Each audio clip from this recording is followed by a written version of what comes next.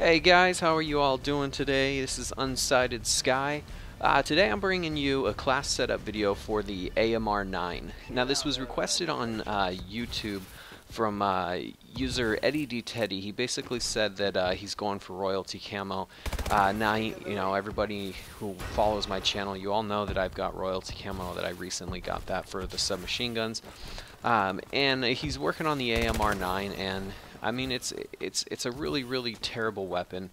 For those of you who don't know anything about the AMR9, it's a submachine gun and it's a 5-round burst.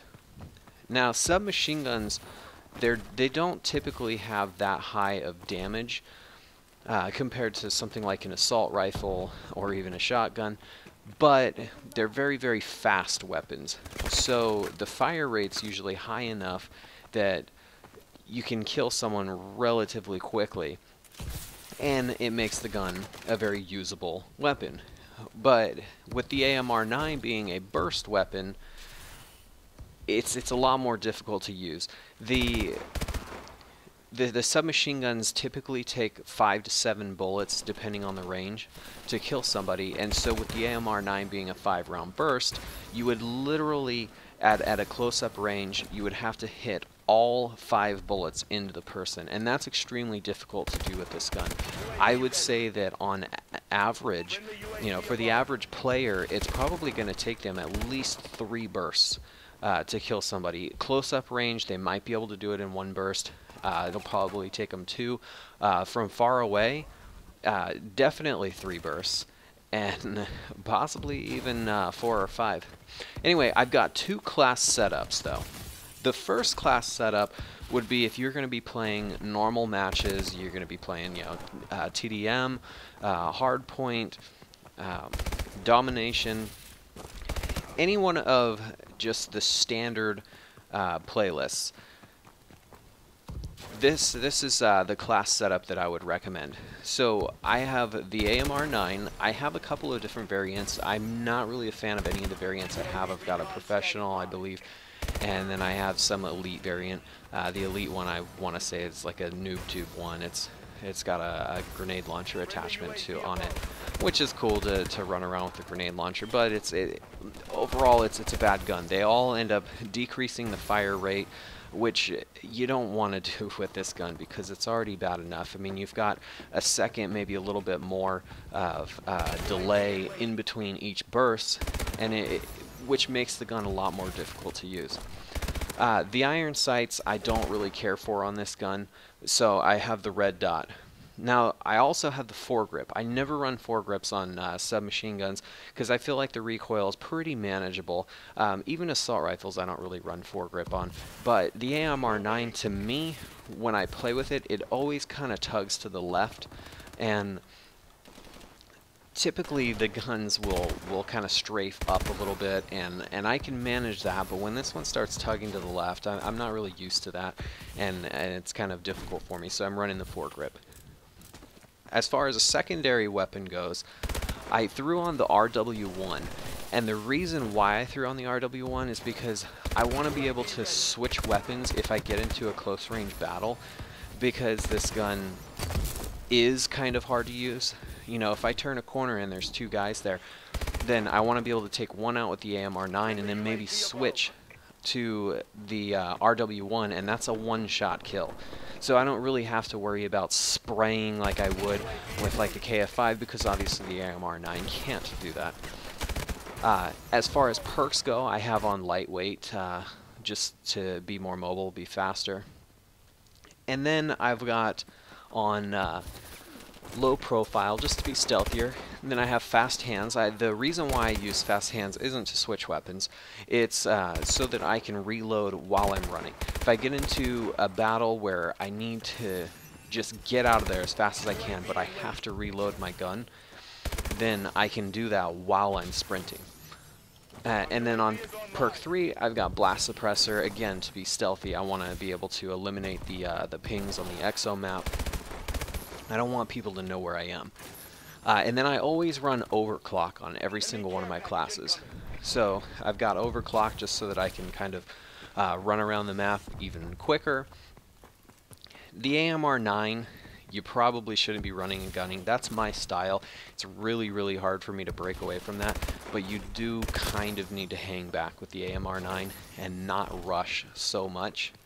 And then I'm also running a Semtex grenade. That's all personal preference. If you prefer flashbangs, you know, use your flashbangs. Use whatever sort of exo launcher you like to use. I love the Semtex. I like to stick people in the face with the grenade and just blow them up. So that's my preference. And then as far as score streaks go, I love the UAV and I love the care package. They're my two favorite score streaks. Care package because I can use every single score streak in this game. So on that I throw support, and I always throw trap on the care package because nothing pisses me off more than when an enemy teammate picks up my care package and uses my warbird against me. And then on the UAV I also have on support, and then I'm also running threat detection because threat detection is essentially a legal wall hack. Now this class setup right here is for hardcore mode. I think that this gun works best on hardcore mode. Any one of the difficult guns to get kills with because they take more shots, I think works great on hardcore mode when you're trying to unlock things. With the AMR9, again, like I said, it's going to take you like 3 bursts just to kill somebody because this gun it's so hard to use and it's so slow. So with hardcore mode, you've got 30% health. Your health doesn't regenerate. So it's every gun is basically a 1 to 2 shot kill at that point when you have 30% health. So the AMR9, you know, it's spraying 5 bullets at a time, so you have more of a chance at hitting the person. So I've got, again, the AMR9, the red dot, the foregrip, secondary, RW1, and then for the perks, I'm running lightweight and I'm running overcharge. I'll get to why I'm running overcharge in a minute. Fast hands, same reason. And then in perk 3, I'm running hardline. And again, I'll get to hardline in a minute. So for exo ability, we have on overclock, but then we're also running the wild card so that we can take another exo ability, and we're running exo mute. The reason why we're running exo mute is because in hardcore mode, you don't have your mini-map, you don't have your ammo count, you don't have anything. Your screen is blank. You know, it's all based off of directional hearing. So when you hear gunfire to the left, you know that's where the people are. And exo mute will completely mute you. I've killed plenty of people on hardcore mode because I heard their footsteps in the room next to me. And then for the score streak, I am just running UAV. I don't have support. I don't have anything on it. It's 400 points, but with hardline takes out 100 points, so then it's only 300 points. So then I just need to get 3 kills in a row, and then I get my UAV. Now the reason why I'm not running blast suppressor or low profile is, again, because hardcore mode does not have the UAV up in the corner at all times. You have to earn the UAV, and it's a lot harder to earn UAV in hardcore mode than it is in a standard playlist, because hardcore mode, number 1, it's more competitive players. Number 2, people play a little campier than they normally would, because nobody wants to die on hardcore mode. You have to wait 10 seconds after you die before you can come back into the match. But like I said earlier, hardcore mode is a great way to unlock different things on guns that take more shots to kill somebody. So anyway, guys, I hope this video helps you. I hope that I hope you can all start dominating with your AMR9s. I'm looking forward to the next Call of Duty patch because supposedly everything is supposed to be getting a buff, and God knows the AMR9 needs one. Give me a like, subscribe, and I will chat with you guys next time.